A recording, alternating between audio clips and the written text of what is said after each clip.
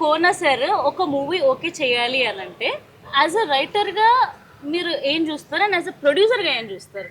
First ఏంటంటే మన story అనుకుంటాం కదా, ఆ, స్టోరీ వచ్చిన తర్వాత ఆ స్టోరీలో ఉండే క్యారెక్టర్స్కి దానికి ఎవరు మోస్ట్ సూటబుల్ దాన్ని బట్టే ఉంటుంది సెలక్షన్.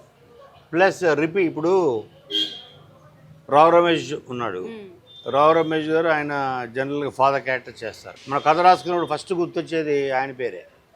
సో అప్పుడు మనకు తెలియకుండా మనం ఒక రొటీన్ చాయిస్కి ఇప్పుడు రావు రమేష్ చేత ఎవరు చేయించని ఒక కొత్త క్యారెక్టర్ కూడా చేయించవచ్చు.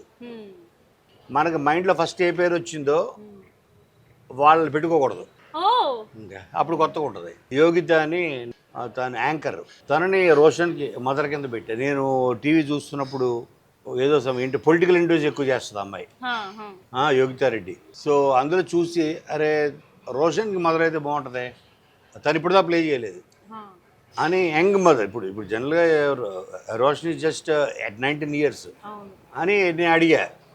సో మీకోసం చేస్తాను ఫస్ట్ టైం చేసి. So she'll be very new.